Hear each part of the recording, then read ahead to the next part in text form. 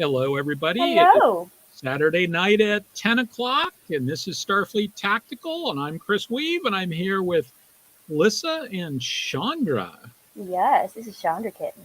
who is a new addition to the Starfleet Tactical staff. Yes, the newest fur edition. So, and Oh, you I, you I gonna wish ramble now? You gonna ramble? Okay. I wish I had known Buddy when he was that small, because by the time I got Buddy, he was pretty much an adult. But it reminds me how much I miss Buddy. So, Yo, so she is an orange little baby. she is. She is. So let's see. There was one thing I wanted to say, because it was the anniversary of Apollo 11 this past week, and one of the things that I was watching somebody debunking, that the moon landing was fake. And one of the things that always sort of drives me nuts about that is that they always, there's this theory that it was, well, calling it a theory gives it way too much credit. This conspiracy, uh, idiotic idea that it was a movie that was done by Stanley Kubrick. If you look at 2001, you will see that it looks absolutely nothing like what you saw on the moon. Like absolutely nothing like that. Quality jump. All of the rocks in 2001 have very hard angles. It's whereas everything on the moon was sort of rounded, and that actually surprised NASA when they first got up close pictures of all that stuff about how rounded the edges were, and they eventually concluded that what was happening was basically thermal expansion was causing stuff to break off, and that over time it would end up being sort of, it would end up kind of looking weathered, at least at the macro scale. At the micro scale, you look at like moon dust, and it's basically glass fragments. Moon dust is incredibly abrasive. It's incredibly dangerous. Yes, it is. So it's not like sand that's been weathered and stuff. But this is one of those things that people, sometimes people will mention this, but it's very rare that I hear that in the debunking videos. And I wanted to put my marker down on that. So okay. So let's see what's been going on with you. Anything special other than getting a fur baby? So my dad and my mom are staying with me for 2 weeks because my house is the one that's wheelchair accessible, and Dad just had skin grafts on his feet. So that's he had the grafts already. Yes, he had them on Wednesday. It was like within a week of everything. Like he was scheduled, he had the surgery, and he's here. Like he's in the living room right now. Okay, cool. Well, I mean, it's a shame that he had to do that, but I mean, it's good. It's good that you've got the option of moving him to a place where he can be wheelchair accessible. So. Yeah, because he's not supposed to put pressure on his feet until those get healed up. Only one of the feet actually got the skin graft because, according to my dad, a Skittles hair, so my doggo, got in one of the wounds, and so my dog is a shit tier version of a Komodo dragon. It'll take it a little bit longer for you to go down, but so okay. Let's see. I'm looking to see if there's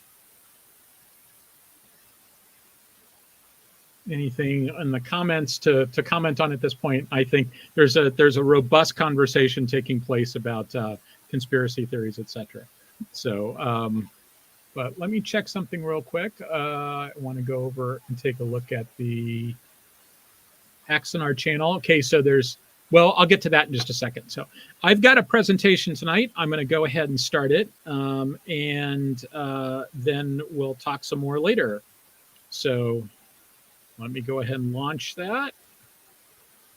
Is it just me, or does Chris have some like echo going on? Like an effect, voice effect kind of thing, guys. Like reverb? I obviously can't hear it.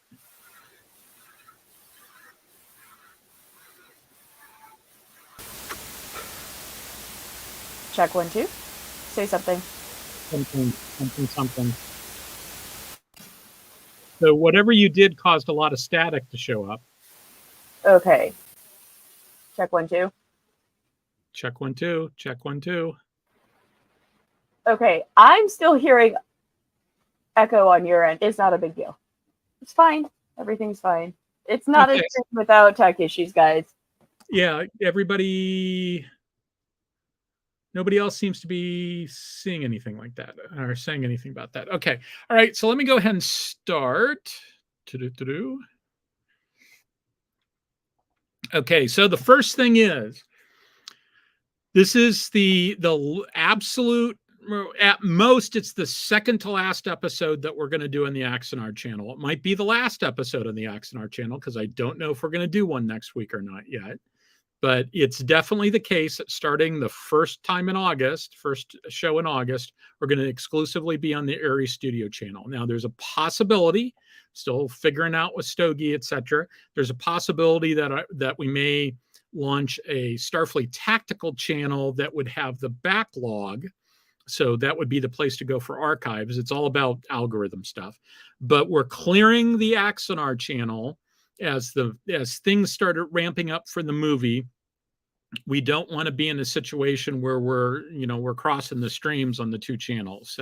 So basically, Starfleet Tactical is going to live on the Aries Studio channel. The other one's going to live on the Axanar channel. So please, please, please, if you're currently watching, if you're one of the 10 people watching from the Axanar channel, just be aware that it was going to go, that we're going to stop doing it on the Axanar channel. So you're going to have to move over to the Aries Studio channel. So sorry for the inconvenience, but that's the way it's going to be. Okay, next thing is I put the schedule out for as far out in advance as I know it. So next week is a maybe. I may be at my sister's house on next Saturday night. I may be in Des Moines next Saturday night. I'm on my way to Des Moines. I don't know yet. So I just don't know whether we're doing a show next week. The week after that, I know it's definitely a no because I'll be at my high school reunion. And then it's definitely a yes, and then it's definitely a no. Those probablys are just because I haven't thought that far out. They're probably yeses because there's no reason for it not to be a yes. And then in September, I'm going to be actually in Alabama for 2 weeks. So I won't be doing the show while I'm down there because I don't have any idea how good the internet connectivity is, and I won't have time to work on the show. So that's the plan. Okay, so tonight I'm going to start talking about fighters and torpedo boats. And right now, I think it's probably going to be 3 shows at least. And that's because I'm still sort of working through it and still sort of wrapping my arms around it. I've gotten to the point in this process where I keep running into the problem. I keep running into chicken and egg problems. Well, there's 2 problems I'm running into. One is chicken and egg problems. One is the fact that the books are getting longer and longer. And so I'm doing more and more research to sort of put stuff together. So what do I mean by chicken and egg problems? A lot of it fits in the category of, well, I'd like to talk about X, but before I talk about X, I need to talk about Y. But before I talk about Y, I need to talk about Z. And before I talk about Z, I need to talk about X. So it's sort of like having to do a little bit of something and then go back and do more of it later on, et cetera. Like I almost did this talk I want to do on assumptions and naval models. That I think I said was going to be the next one I was probably going to do. I really seriously thought about doing it, and I ended up backing off of that because it just wasn't gelling in my head. And the fighters one really kind of was gelling.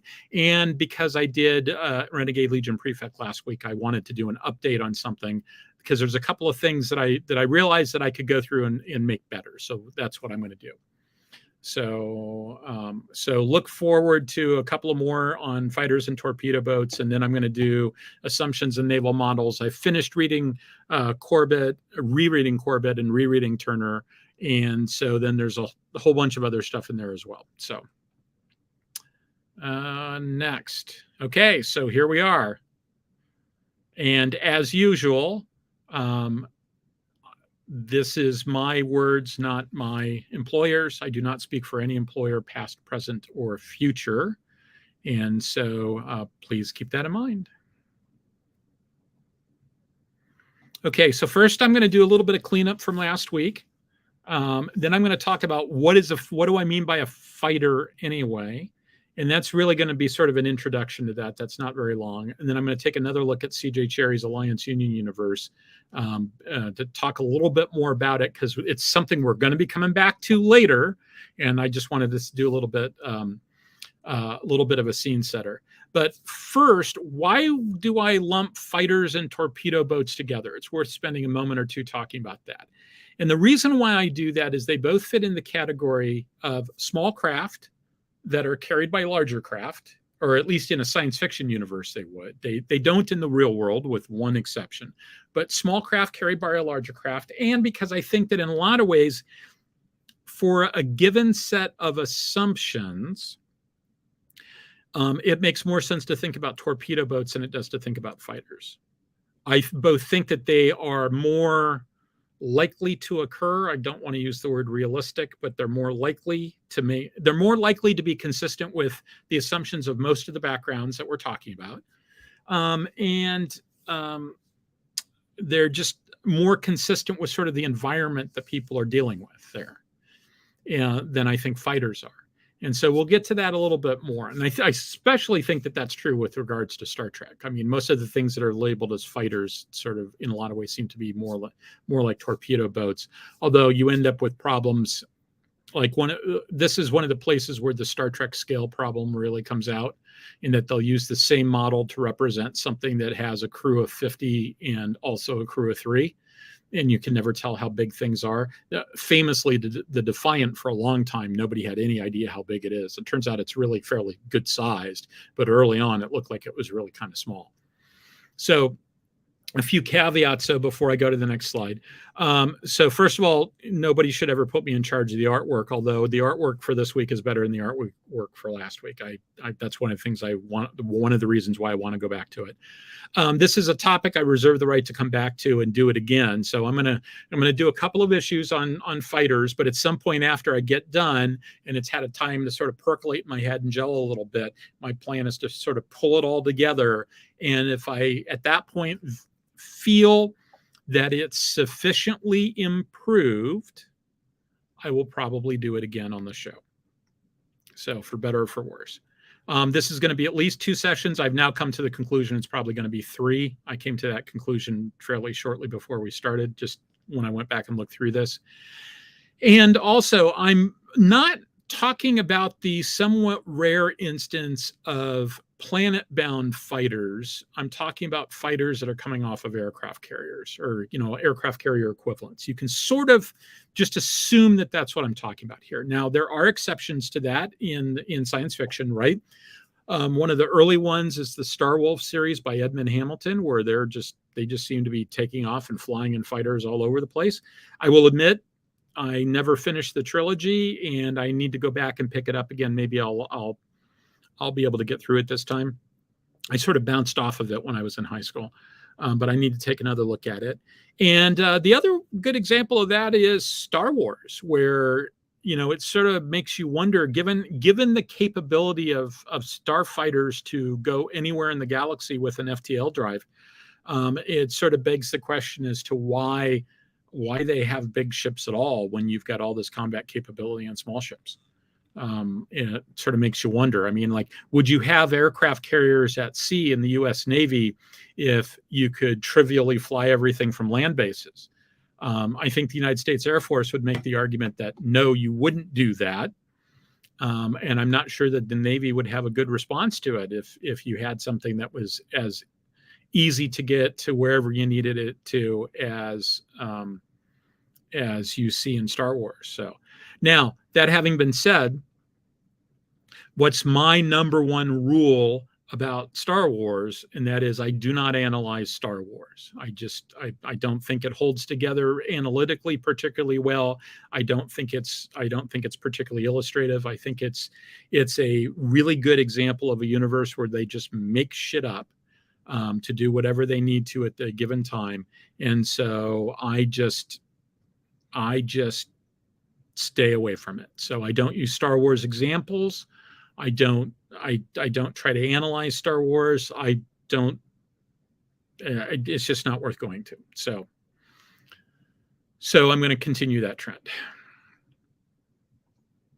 Okay, so cleanup from last week. Last week I talked about Renegade Legion Prefect, specifically a section of the operational briefing from Renegade Legion Prefect. And that was the part that talked about doing raids and invasions of the early part of invasions of planetary systems. It was about how to think about vector movement in that universe.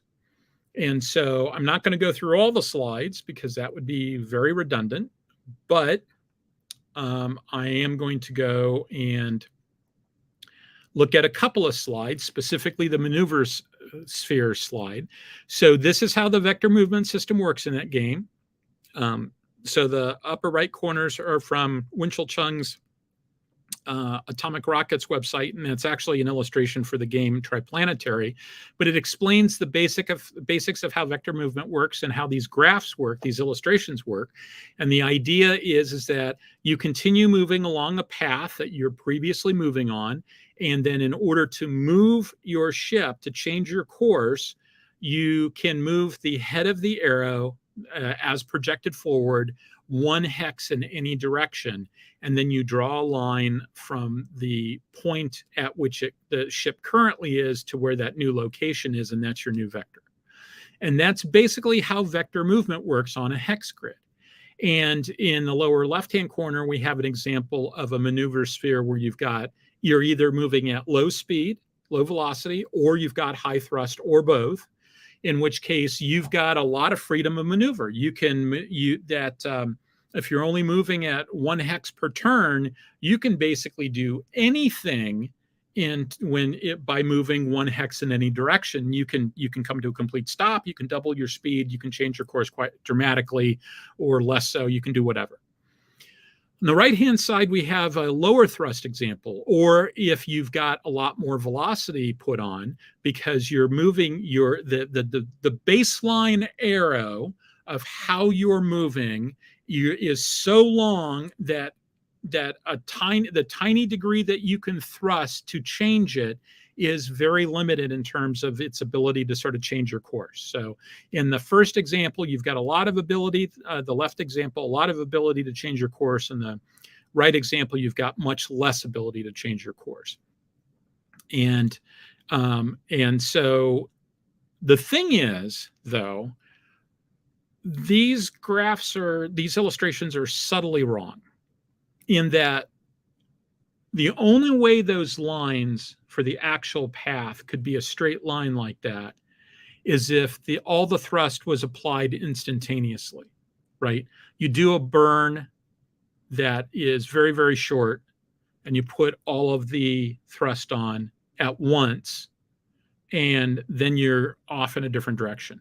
That is not how the drives work in Renegade Legion. That's not how the drives work in most places, right? Anything that looks like it's like a fusion drive or a chemical rocket or something like that, that's not how it works. You burn for some period of time.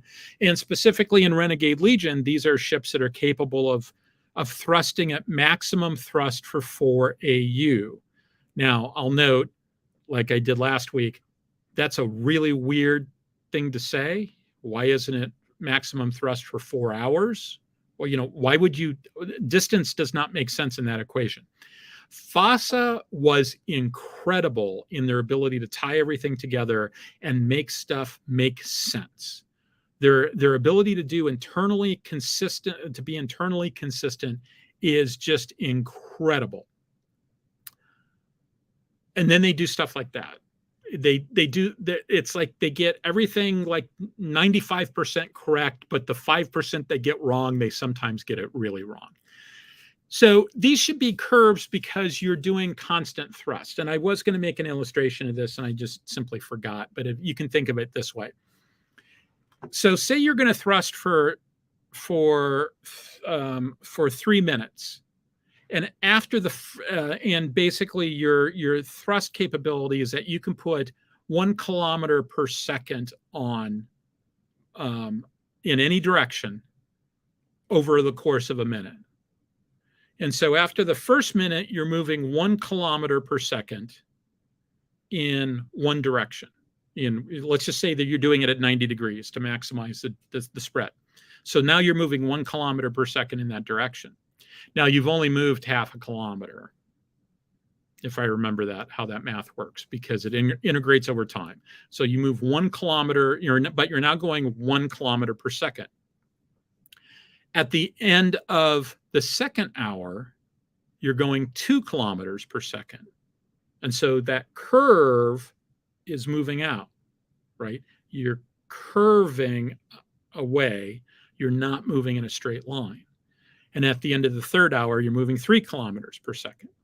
So on the time scales and distance scales that we're talking about, this is okay to illustrate all the points. I don't think it's worth getting into doing all the calculations, et cetera, to figure out exactly what it would be. I don't want to spend that much time on it.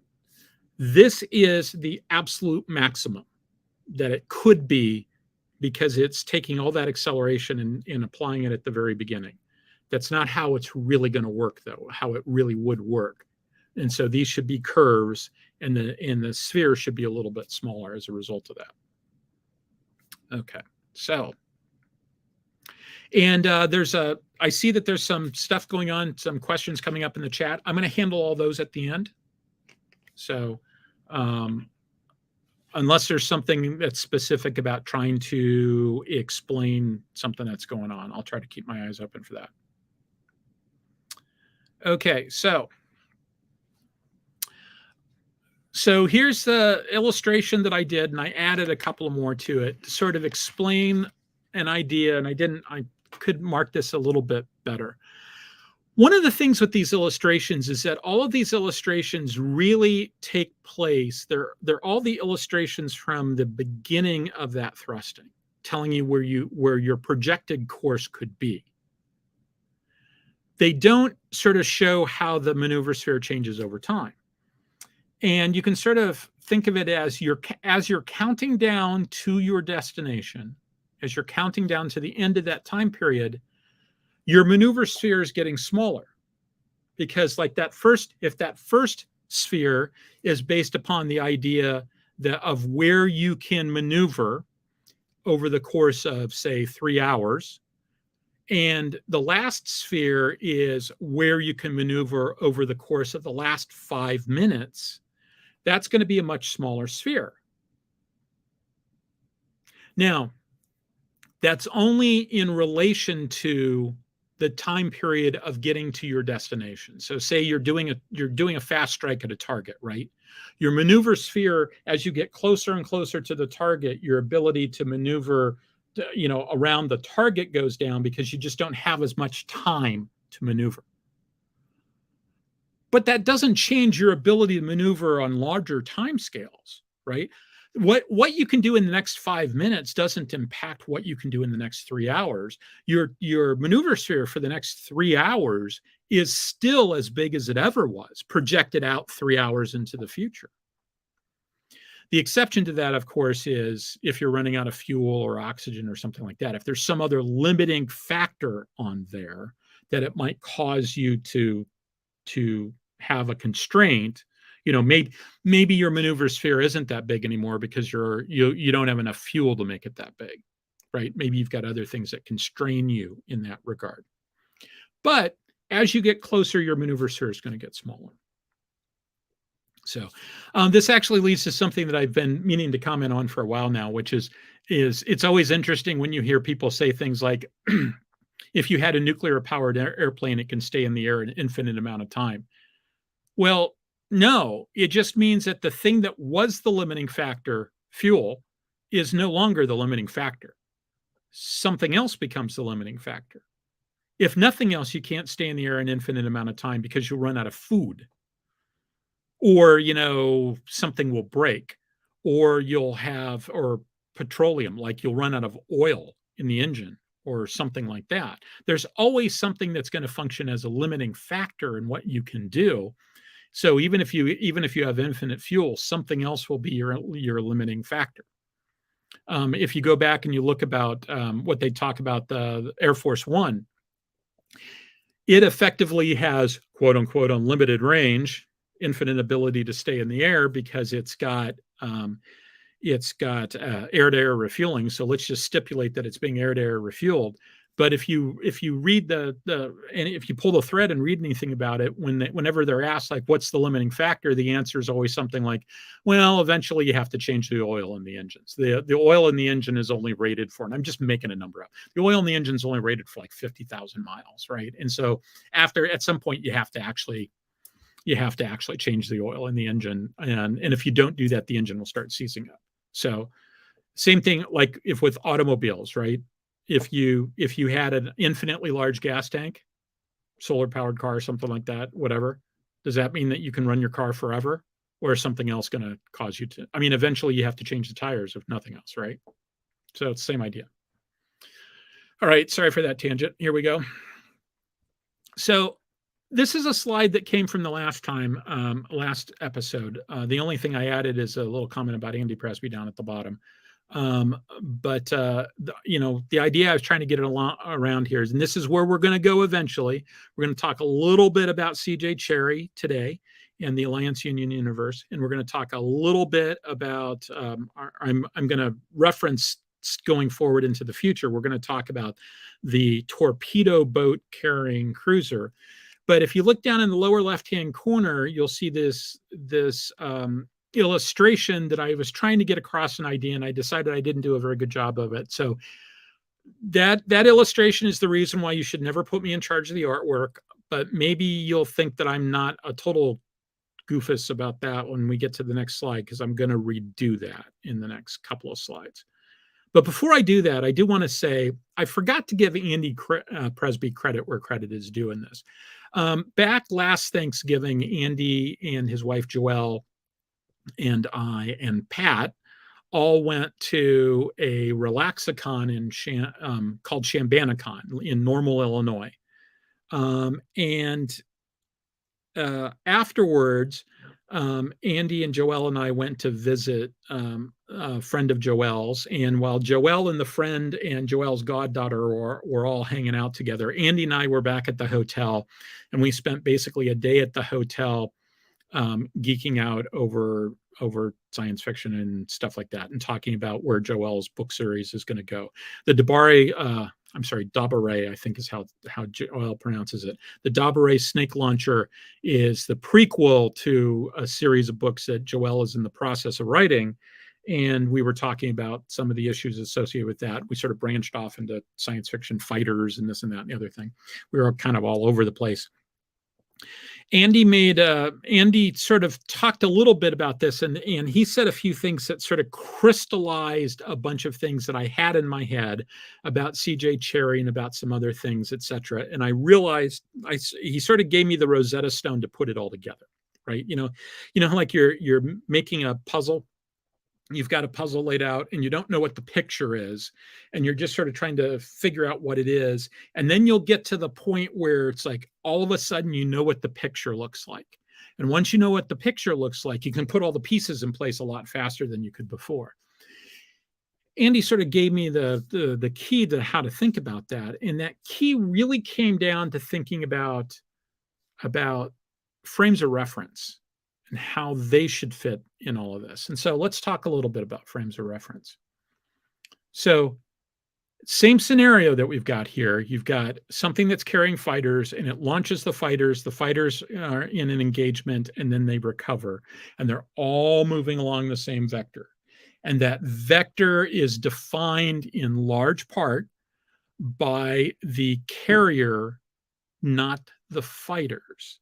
Because the carrier in this particular example is something that has Low thrust, high ISP, high efficiency engine like an ion drive. And it's just been thrusting for a long, long, long, long time, right? Saturn F1 engines are really good about putting on a lot of velocity early on, very quickly, but they're limited in the long run. Whereas something like an ion drive can get you up to truly staggering speeds. It just takes forever to get there. And so what if your carrier has taken forever to get up to the truly staggering speeds, and now you're launching aircraft? So the frame of reference from the carrier looks something like this, right? So the Vipers in this illustration have a certain delta V. They've got a certain range based upon their fuel tank and their other endurance factors like food and fuel and oxygen and stuff like that. And if you're on board the Battlestar that's launching them, they launch at T0. They go out to this engagement area and they engage. And then they come back and they recover at T equals 3. And if you're just sitting there in the Battlestar, you see them go out and you see them come back. And that's all you see. Now, so 2 thoughts here. One is, why is the recovery at T equals 3? Why isn't it at T equals 2? Chris, are you including like a full time step there for them to be flying around the target? No, actually, I'm not. It's a flyby. They just go in as quickly as they can and they come back. And I'm leaving out, having to decelerate to come back and stuff like that, right? I'm just roll with it on that one. So they probably have to decelerate when they get there before they come back. I'm not really including that. What I am including is the fact that this is all moving. That target is actually not stationary across in the Battlestar. From the Battlestar's viewpoint, that target is coming in from the right-hand side and moving in an opposite direction because the Battlestar is doing a flyby, as are all the fighters. Because what it really looks like is this. So in this case, what we have is the majority of the vector comes from the carrier. And as you can see from the blue lines in the blue circle, the ability of the carrier to sort of change its position is kind of limited. Its maneuver sphere is actually relatively small. It's that right-hand example from a few before. And so you've got this dotted line that if it went straight, that first dotted line all the way through, in fact, I could have gotten rid of that second part of that dotted line there.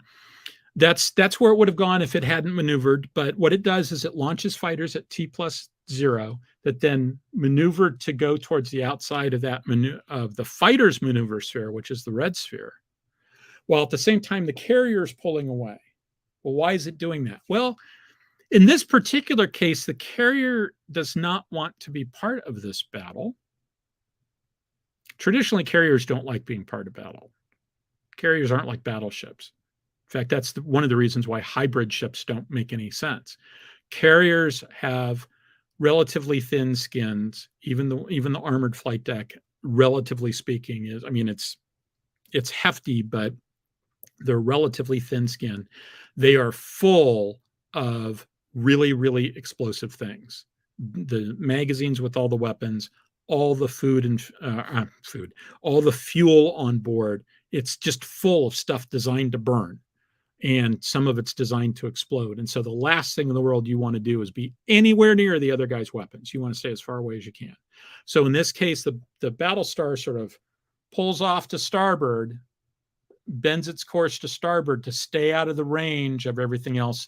And so the idea is that to make that Battlestar the least possible attractive target that it can, so that the fighters, everything stays over by the target. The fighters go and engage the target. Now, on the upper side, you see what the fighters' maneuver sphere looks like if they don't maneuver, right? If they don't maneuver, they'll just keep on going out. But they do maneuver because they have to get back to the carrier. They don't have the endurance to fly to some other base, etc., right? If they don't go back to the carrier, they die. And so they do their flyby of the target, And then they start maneuvering. They start thrusting in the other direction to sort of bring them back in the direction of the carrier. And you'll see that the carrier, now that it's beyond the target, it also starts maneuvering. Before, it was thrusting to starboard to sort of open the range to separate from the fighters, because the fighters were going to be on top of the target and it didn't want to be anywhere near the target. In this case, it's pulling back to port. They are trying to come on to converging courses. And you can't see it on this slide because I ran out of slide and I decided not to change the scale. But it is indeed the case.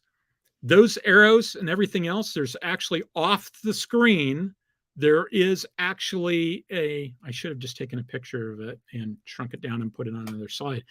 Off the screen, there's another set of maneuver spheres there. And the blue maneuver sphere at the end of that long arrow just barely touches the red maneuver sphere on the other side. So I kind of got lucky. I just sort of eyeballed it. But in the end, I created a situation where it is just barely the case that at the end of T equals 3, that they can get the fighters back on board. Now, if the fighters had sufficient endurance, they could have done that in T equals 4. Right? The next time it would have been trivial. But as it was, they just barely can come together.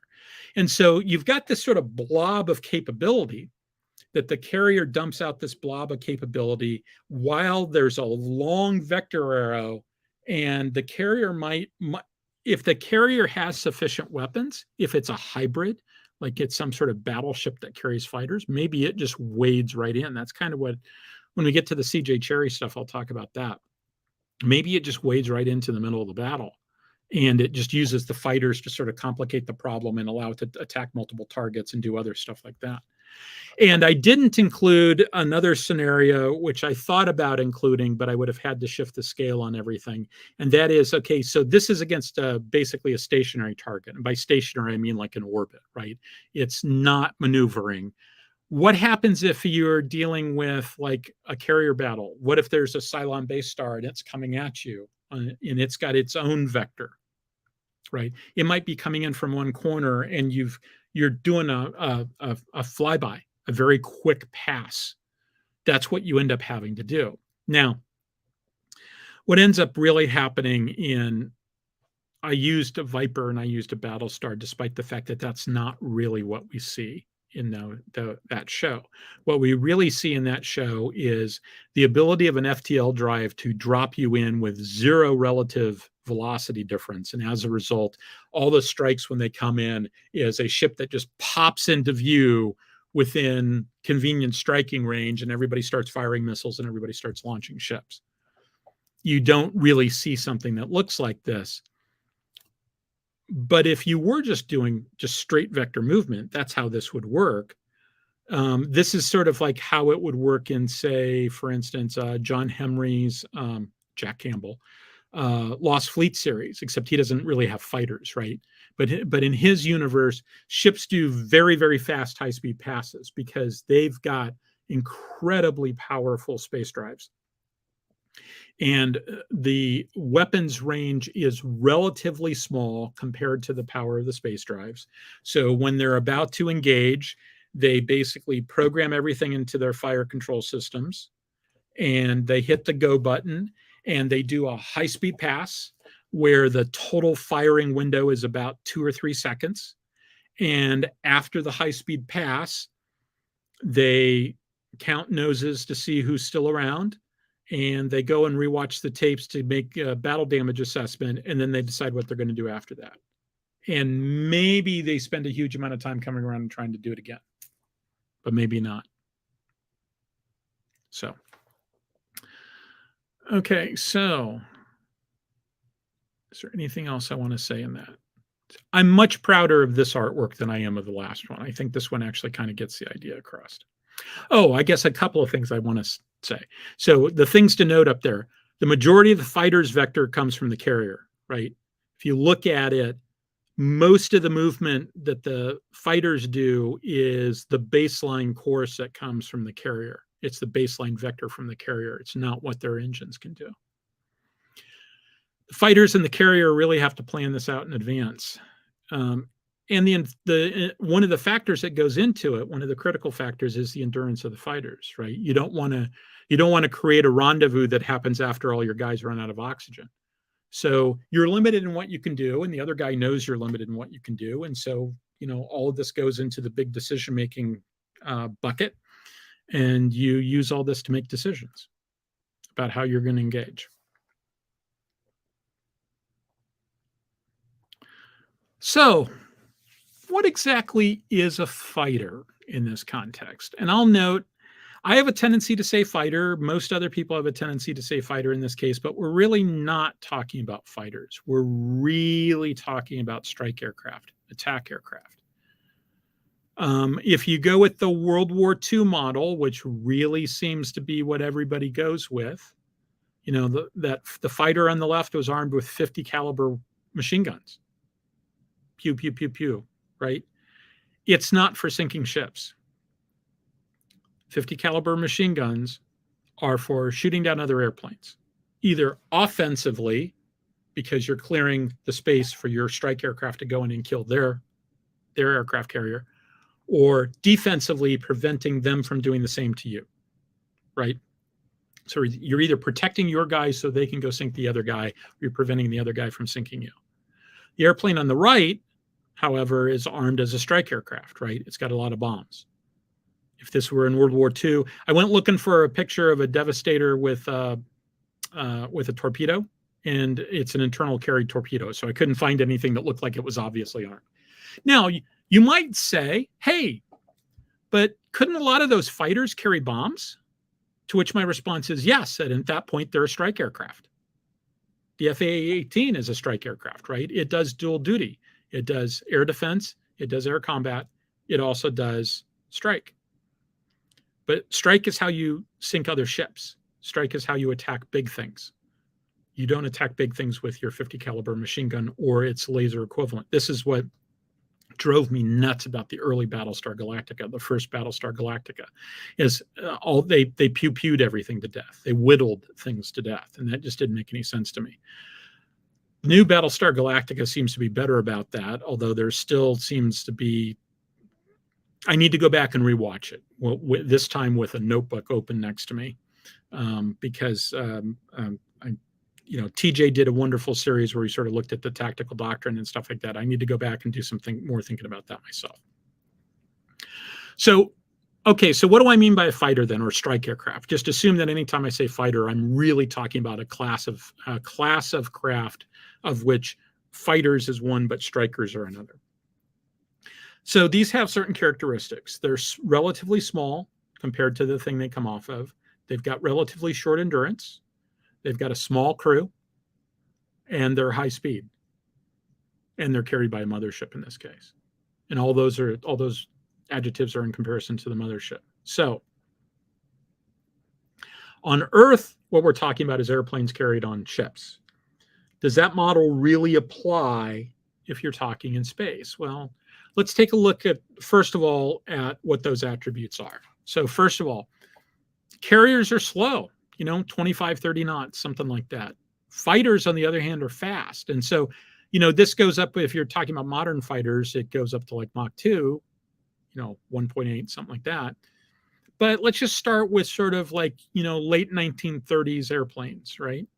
That's sort of the generation that was in service at the beginning of World War II. 250, 300 knots is pretty good, right? Even the slow ones could probably do 250. I think there was a couple that were around 250, but most of the slow ones could do 300 knots. And so fighters have approximately, at a minimum, 10 times the speed of the thing that they're carrying. This is largely enabled by the difference in the media, right? It's easier to fly through the air than it is to sail across the ocean. And one of the effects of that is that as far as the fighter is concerned, the carrier is practically stationary. Now, if you've got a long strike, so let's say you've got something that you can go out 4 hours. Over the course of 4 hours, if the carrier is moving at 25 knots, that's 100 nautical miles, right? But it's nothing like that.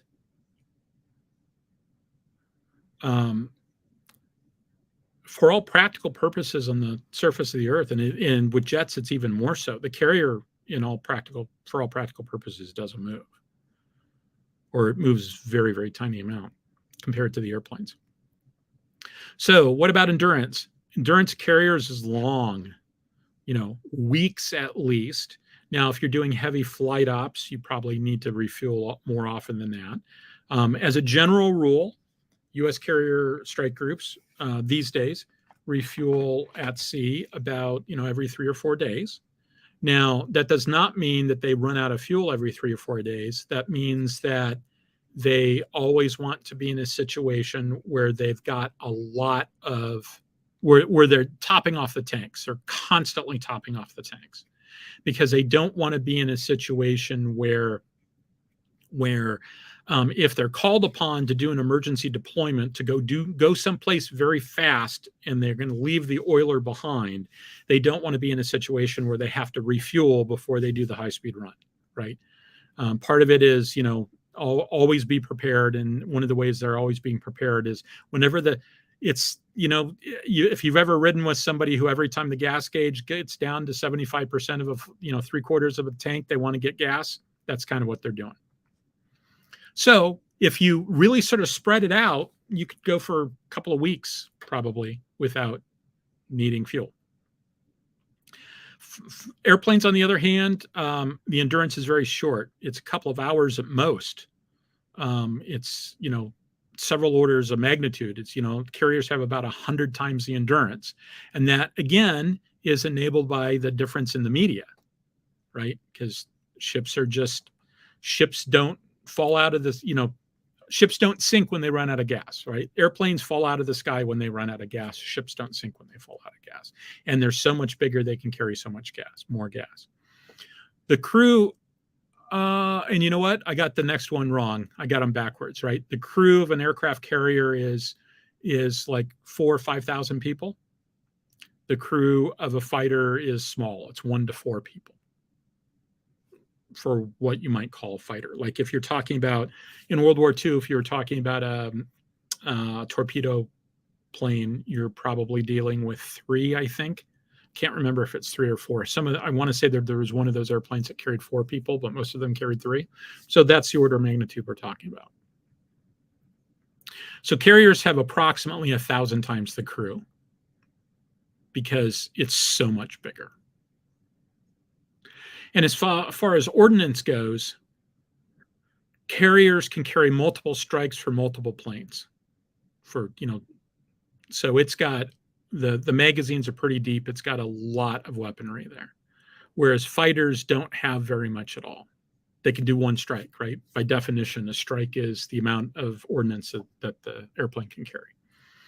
And so carriers have a lot more ability to provide ordnance to be delivered because they're so big.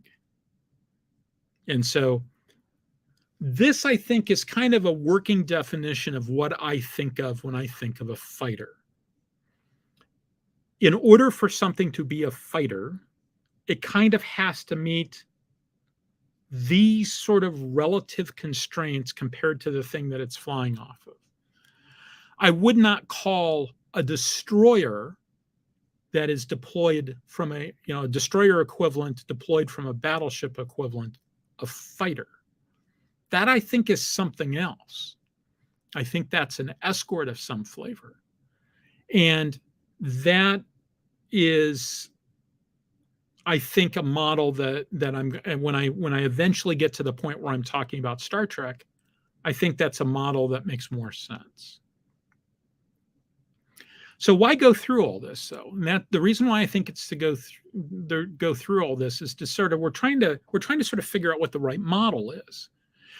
Not that I believe, because I've said that I don't believe this lots of times in the past. Not that I believe that you should just file the serial numbers off, slap in space on the end, and run it through the science fiction converter with it turned off. I don't think that that's the right way to design this stuff. But I do think that if you sort of figure out where the similarities are, it'll point you in directions that you can go to look for inspiration and insight, right? If it doesn't look like a fighter, should you be thinking of it in the terms of a fighter, or is there another model that works better? And if you find that other model, what does that tell you about? So, a quick example here. Let's go back and look at C.J. Cherry's Alliance Union universe. So at the very top, I've got the quotes, what I had in the slide previously. What if the strategic movement came from the carrier, but the tactical mobility came from the carried craft? In this case, I talked about ion drives. But in her universe, carriers provide the strategic mobility because they have an FTL jump drive. The writers that are carried do not have any sort of FTL jump drive. They just don't. If you look real carefully, you can see the writers. The writers are those little ships. Like if you look at the big ship, the one that's sort of closest to us, right above the nose of it, there's a writer there. Those carriers only carry 4 writers. So it's not like, and those writers are about 10 people, I think, is the crew that we later established in Hellburner is the crew size. But they carry a lot of ordnance, a lot of missiles, like 90% of the weight of the ship is the ordnance. And they're very fast, but they don't have FTL capability. But it appears to be the case that the carriers are just as fast as the writers. Now, I say we think because C.J. Cherry is the anti-David Weber. She does not do info dumps. She doesn't do anything like that. She limits herself to a limited third-person viewpoint. So she describes what a character could see, but she doesn't explain anything. She just describes it. And so what we see in the movie, in the book Hellburner, which is about the development of the writer before the war actually kicked off, what we see in that novel is that when the writer is deployed, the carrier is able to move ahead of the carrier, of the writer, and drop back behind it and then come up on it again quite fast. So the carrier has a lot of movement capability in it, and it can accelerate in normal space by partially forming an FTL bubble to get it up to speed and then collapsing the bubble before it actually jumps. Cherry does not explain anywhere how that jump drive works. And there's some people that have pulled together a bunch of quotes and stuff on how they think it works based upon evidence in the books, but a lot of it's reading tea leaves. And there are times where you sort of come away and wonder if she's been entirely consistent over the years, right? I wonder about those Hellburner passages. Did those track with what we saw in Down Below Station and some of the other things? Down Below Station and Hellburner are the two where we really see writers in play at any level, and more in Hellburner than in Down Below Station. But she does this, it goes to form the FTL bubble, it comes back, et cetera, et cetera. She never really explores any of the limitations on this. Like, what did it take out of the carrier to do that? Is that the sort of thing that they do all the time? We know that they also have a real space acceleration drive, because when they get on board the prototype and the command pilot, Decker, sends gets on the intercom back to the flight control and says, we're set, right? We're all locked in. Harnesses are set. We're good to go. The carrier instantaneously does a 10G maneuver. They had been waiting for word that everybody was set in place and it was safe to maneuver, at which point they did 10 Gs. So it's unclear as to exactly what their capabilities are. So if the carrier can do everything the fighter can, making an assumption there, let's assume it can for purpose of this discussion, why would you still use the writers? Well, first of all, it increases your offensive reach. It sort of spreads out the offense. It spreads out the defense. It forces the other guy to sort of have to deal with all that stuff. You can come in from different angles, et cetera, et cetera. It gives you a wider sphere of firepower. It potentially gives you the ability, because you're limited to speed of light sensors, potentially if you've got writers out there in advance, the writer can see something and take care of a problem before it becomes a problem for the carrier. So all that serves to increase enemy uncertainty. It also limits risk to the carrier for exactly the same sort of reason that I talked about back here, right? The carrier moving away from the engaged side of the battle because it doesn't want to be part of that battle. In this case, the carrier is really a hybrid battleship amphibious carrier because it carries 1,000 troops on board. 1,000 like ground troops for like seizing stations and stuff. And then also it carries riders. So it's sort of a jack of all trades with a really, really powerful engine that lets it do some fantastic things. It also has something called effect shields, and we don't know what those are, but apparently the smaller craft do not. The larger craft does. It's some sort of force field. We do not know how it works or what exactly it's good at.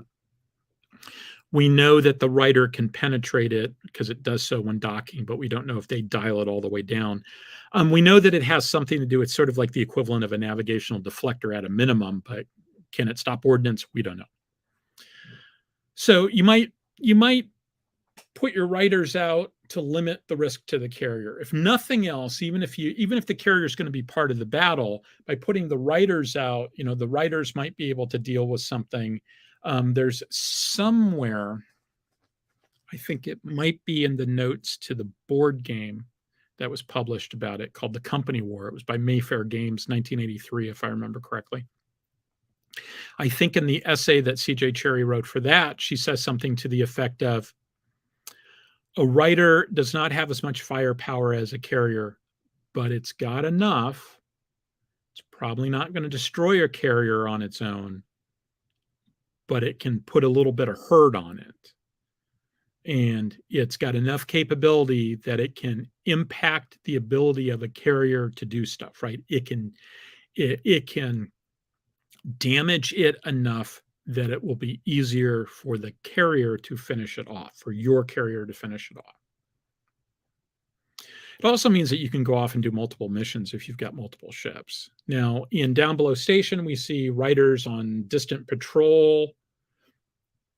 In Hellburner, that doesn't make nearly as much sense based upon what we know from Hellburner about the idea of sort of sending this thing out as a picket. But maybe, like I wish she did info dumps. It would be better if she, for me at least, if she did info dumps. Those riders are not really like fighters. They're closer to torpedo boats. We don't know what their endurance are, but they carry a crew of up to 10. There's basically 4 primary people, and then I think there's like 6 or 7, that order of magnitude of specialists in the back. In Hellburner, for the tests they were doing, they did not load the specialists in the back. They went with just the 4 primary crew, which was helm, pilot, command pilot, computers, armament, and long scan, I think, if I remember correctly. She's big into having people that are dedicated computer users in battle. That's a recurring theme in some of her stuff. So we're going to come back, I think, to this and probably take a little bit harder look at this, I think, later on, because I think it's a very interesting model.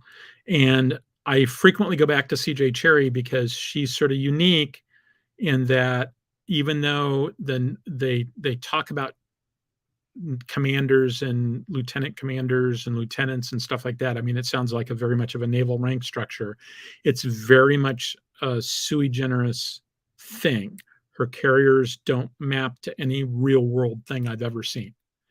It's sort of, she uses nautical terminology, naval terminology, but she uses it in a different way to describe different things. Okay, so next time I'm going to talk about torpedo boats, and then eventually I'm going to talk about some Star Trek stuff in here.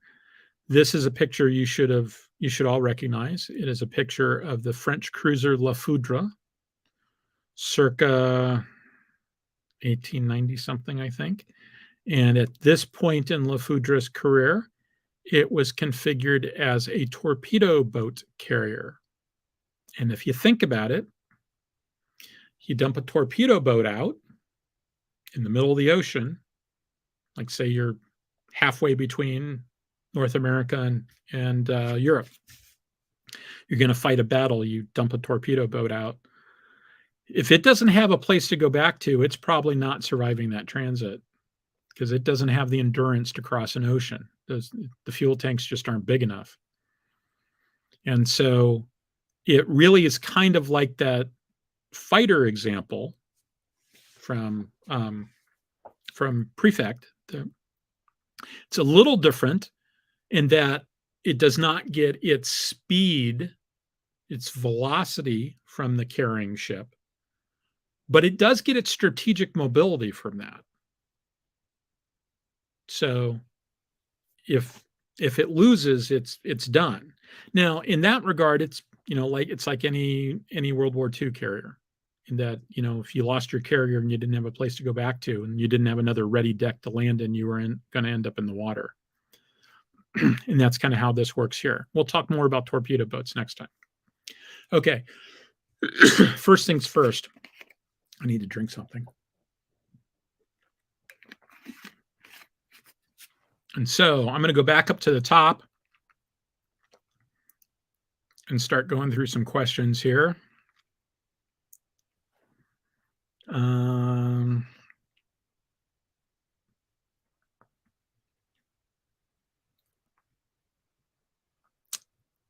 Okay, so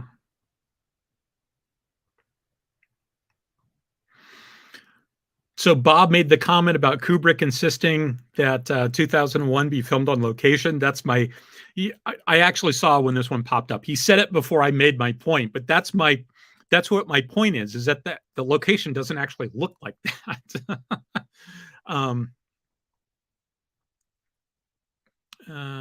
Okay. Yeah, TJ said there's a good one about how they didn't have long enough film to fake it. I'm reminded I just saw something the other day where somebody said, look, I'm a visual effects guy and who knows something about the history of visual effects. And I can state to you that it would actually be cheaper to actually go to the moon than it would be to try to figure out how to do that stuff in 1969. So let's see. Scrolling down.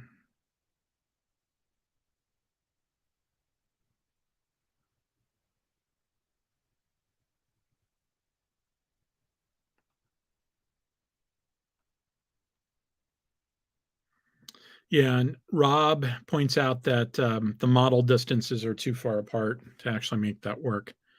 I will take his word for it. Okay. So Wilhelm says Star Trek does have fighters and torpedo boats. They're called shuttlecraft and runabouts. I'm going to get into that. I don't think they quite fit in a lot of ways. And so at one point, several episodes ago, like 30, 40, something like that, Pat and I had a discussion about this. And Pat and I are going to have this discussion again, because I don't think that it was a rare instance of Pat and I not doing a particularly good job of communicating with each other. And you guys got to watch us not communicate in real time. Pat was making an argument about how useful fighters are. And my argument was more along the lines of, yes, but they don't make sense in the technology of Star Trek.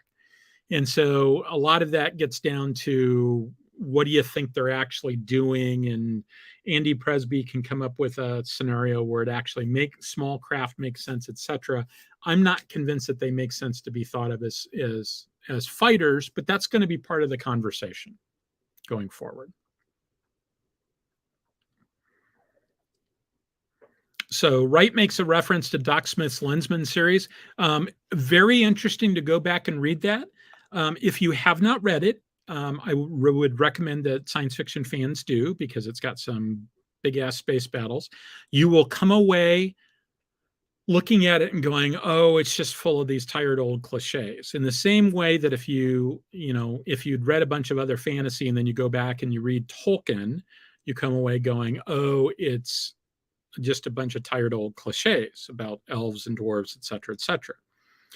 But in both those cases, they are the initial canon. Those weren't cliches when Tolkien wrote about it, and those weren't cliches when Doc Smith wrote about those sorts of things. He invented those cliches.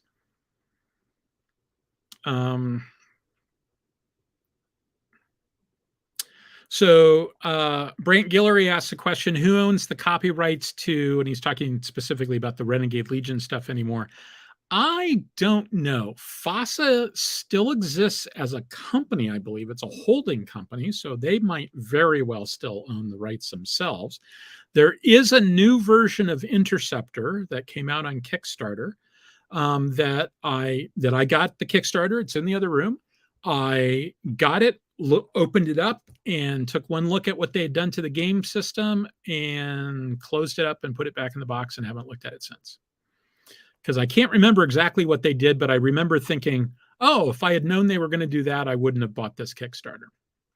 So I should go and take a look. So I probably have the information about who owns the copyright because I'm sure it says so in there, but I don't know. Okay, so Wilhelm asked the question, what are my thoughts on Orson Scott Card's Enders series? So I have only read the first book. I find it incredibly overrated. I am somewhat appalled that it keeps showing up on military reading lists because there's two reasons why. First of all, supposedly Ender, this is a way that you turn somebody into a strategic genius, that he's supposed to be this incredibly strategic genius. I don't see anything that he did that a moderately competent paintball team couldn't come up with. Now, yeah, he's a kid, got it. But this actually goes to the second part. They make the argument in that book that the only way to teach somebody to be a sufficiently good strategist is to kidnap a child, basically, and turn him into a sociopath.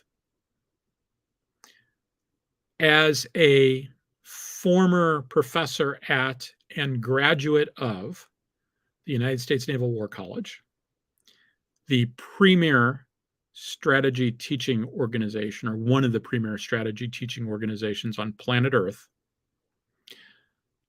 I disagree. I disagree with this plan. I think there's lots of ways you can teach strategy effectively to military professionals. I do not believe that you have to kidnap a child and turn him into a sociopath. So for that reason, I never really got by that first book. I never really got by it. And I know that, there's some interesting questions later on about, what happens after you've discovered you've just committed genocide, what do you do next? But I just can never get beyond it. Okay. Let's see. So Brand said something about asking questions on the Axanar channel instead of on the Aries Studio channel. And then Rob pointed out that we can see both channels. Sure enough, in fact, if you see something coming up in the chat and it's got my name associated with it, it means I typed it in YouTube. If you see something come up and it says Starfleet Tactical, or it says, Aries Studio or Axanar, if it says either of those, that means it's one of us typing into it directly into StreamYard, and it's going out to both channels, which is why if you're on one channel, sometimes you'll see like half of a conversation on one of the YouTube channels, and it's because we're talking on the other one. And so if you see something come out and it's got the generic name on it, it could be either, it could be any of us behind the scenes. It could be Alyssa, it could be me, it could be anybody. But if you see one that has my name on it, it means that we specifically went and typed it in. Okay.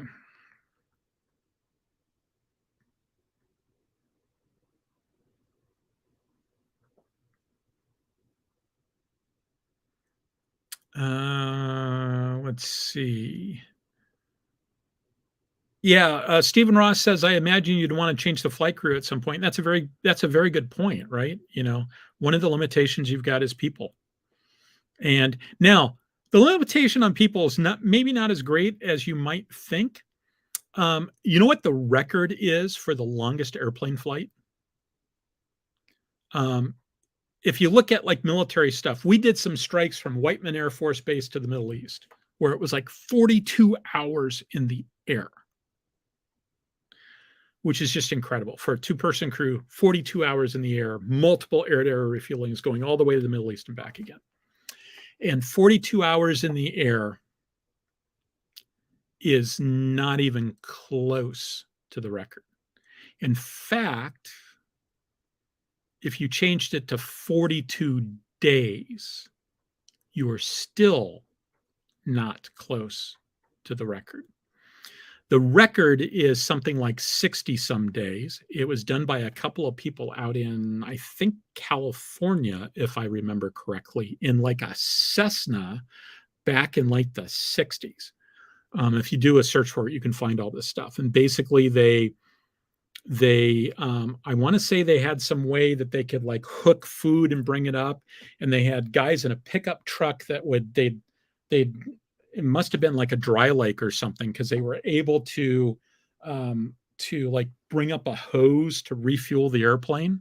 So they did ground to air refueling, and they basically just lived in this plane for 2 months until finally they said, all right, we can't do it anymore. It took 2 months for them to get to that point. But when I read that, I was just stunned that they were able to do that.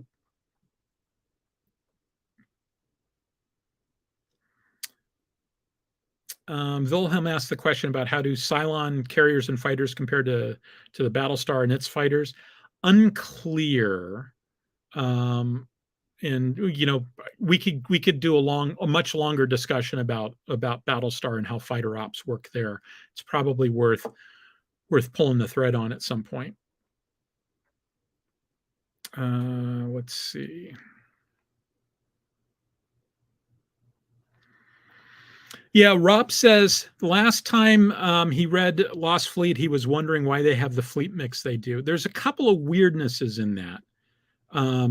He went on to say, destroyers and cruisers don't seem to be for much but dying. I'm actually going to go into stuff like that. And I think when push comes to shove, I'll ask John next time I see him. And I think when he was just trying to sort of ground it in something that people would be familiar with. But I don't quite understand that either. In its own way, it's sort of closer to the Age of Sail, where you just had big ships. Maybe faster ships, faster, less armored ships, and slower, more armored ships. Maybe that makes sense.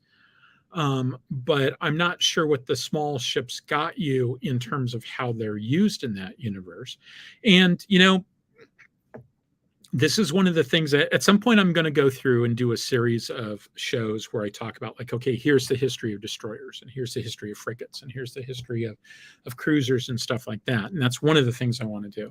One of the other things I want to do is talk about in the naval assumptions talk. And this is one of the things I was having a hard time getting gelling, which is why I ended up doing the fighters talk instead.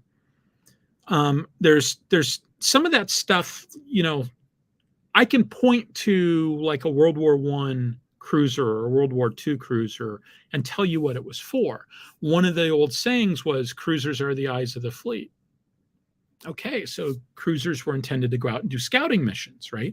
They also participated in what the U.S. Navy called the control force, and what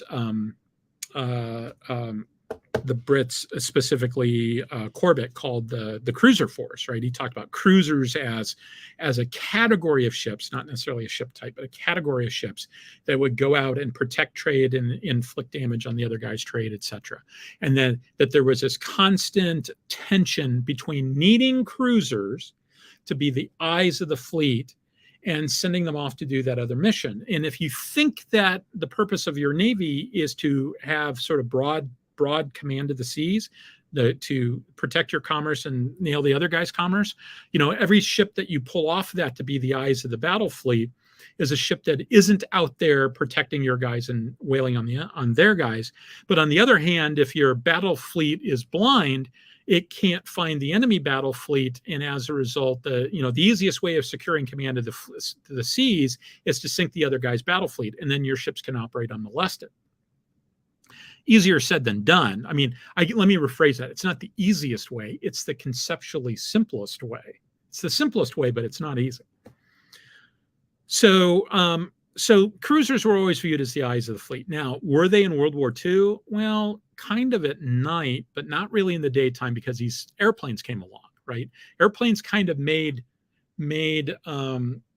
cruisers obsolete in that role, but cruisers were very important as sort of the ship that you were willing to lose, right?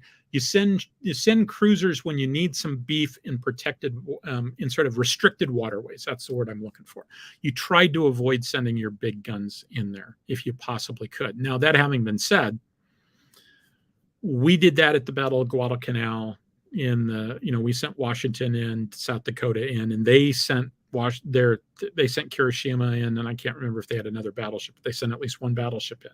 So both sides were willing to do it.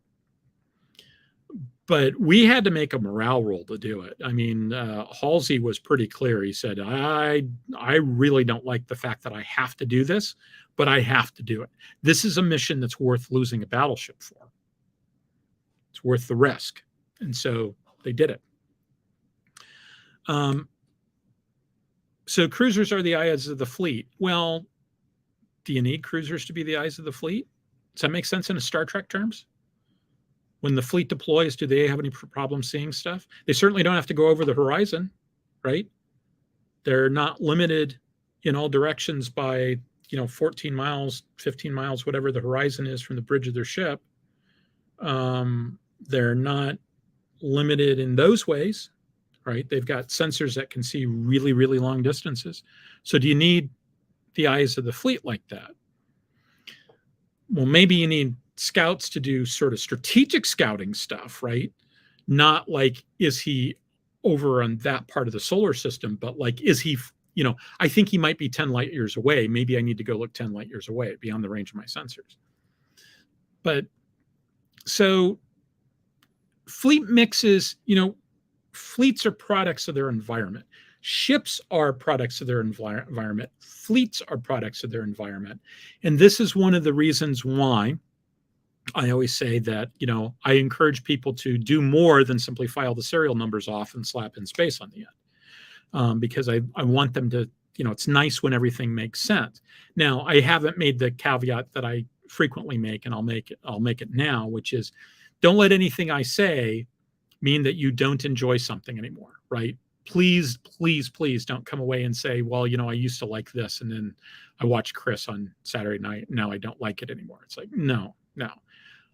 My goal is for people to be educated consumers, but I play Warhammer 40K. I read Warhammer 40K. There's not a damn thing in that makes the least amount of sense, but I can still enjoy it, even though 40K is another thing that I don't try to do analysis on because I don't think it holds together.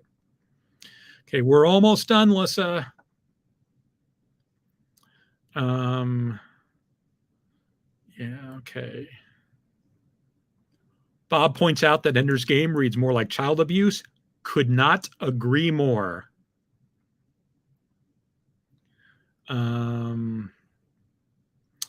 Bob made the comment about Air University at Maxwell Air Force Base does excellent tactical and strategic training too. I have a bunch of their training materials, some of their reading stuff, bequeathed to me by a friend who went through that course and who has the PDFs. So he gave me his Dead Tree edition. I need to look through it. But from what I did look through it, it looks very similar to the program that I went through. So I think it probably is somewhat similar to that. Okay.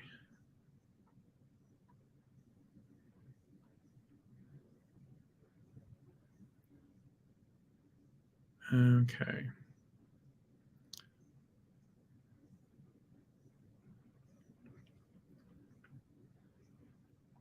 So Dustin makes some comparisons between Earth Alliance Omega class destroyers from Babylon 5 and Starfleet ships.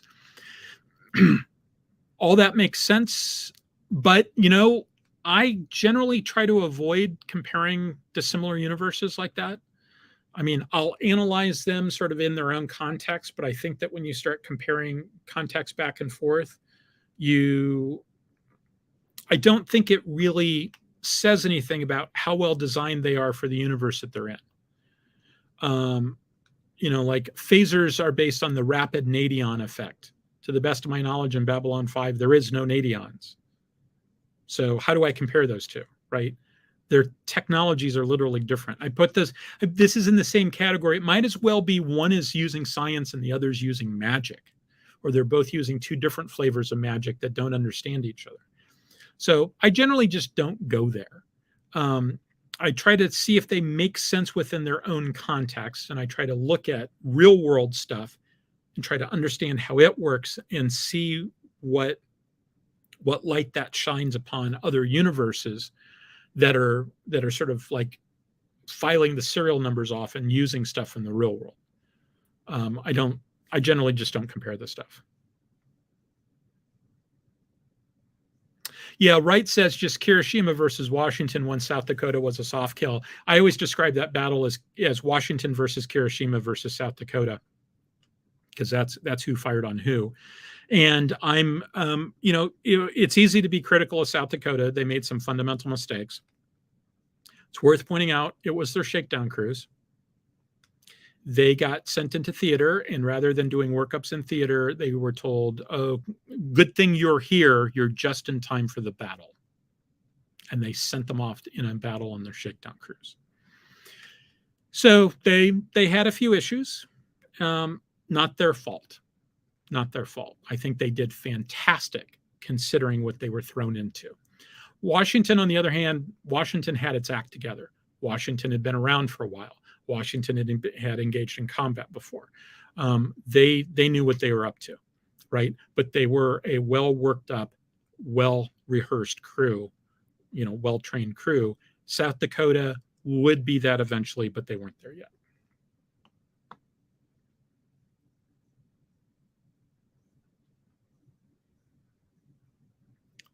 So Olive says Star Trek calls a lot of long-range ships cruisers because of the eyes of the bigger picture. I think they might actually mean something different about cruiser. But the thing is, there's so many different sources and they don't agree with each other. Even the canon sources don't agree with each other. So I will admit, I have a tendency to sort of pick and choose certain sources that I have a tendency to go with. And Starfleet's exploration mission means, I think, cruiser in their sense sort of means the ability to cruise, as opposed to being a ship of a particular size. And it's more about the mission. And in their case, I think cruiser is more about going out and being an explorer. But I can make an argument for that, and I can also make the exact opposite argument, all based on canon sources. So.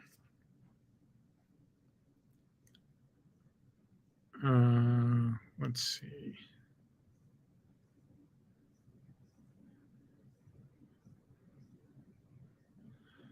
Okay, so Wilhelm says, if I had control of Star Trek or Star Wars, what changes would you make? I wouldn't make any changes to Star Wars because I've kind of given up on it as something that can be fixed.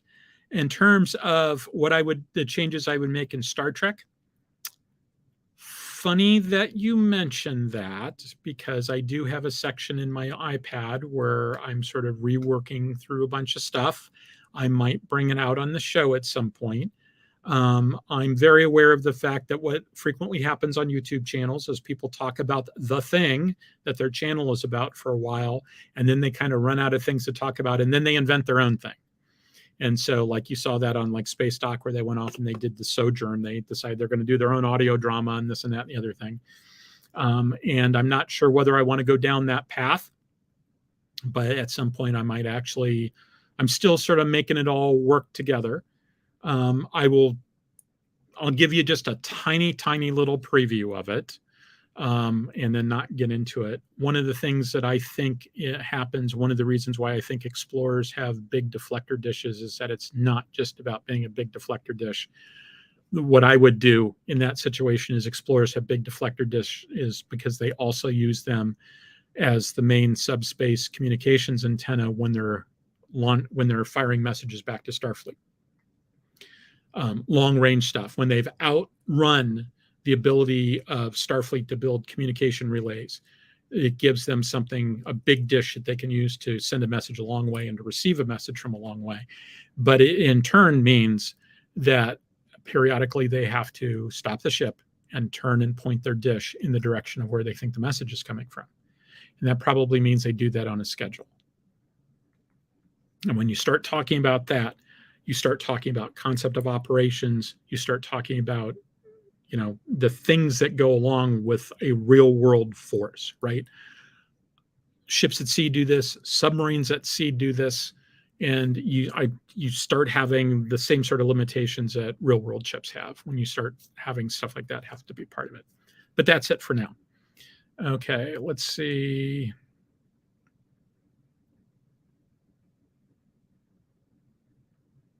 Yeah, Rob Davidoff points out that South Dakota was sort of complaining Ford couldn't fight the day they first sailed out of Norfolk. Yeah, it took a long time for Ford to sort of, takes a while, especially in the first ship of a class, to sort of get everything up to speed. And it's, first of all, you're banging on the gear for the first time. A lot of the folks, even if they came off of a ship previously, they've probably been promoted, so they're doing a different job than they did the last time. They have to learn how to work together as a crew. They have to learn how the new ship works. And they're fixing lots of stuff because there's always stuff that breaks, and you know, they've got the preliminary standard operating procedures, but you discover, okay, you know, hey, we found a case that wasn't included. We need to change the SOPs. So working up a ship is hard. Being a plank owner is hard. You spend a lot of time trying to figure out how the world works. You've got a rough draft of how the world works, but you got to turn it into a final draft. So that's hard. Okay, so with that, I'm at the end of the time period. Let's see, it took me a little over an hour to do the talk, and then about another 15 minutes or so, 15, 20 minutes to do the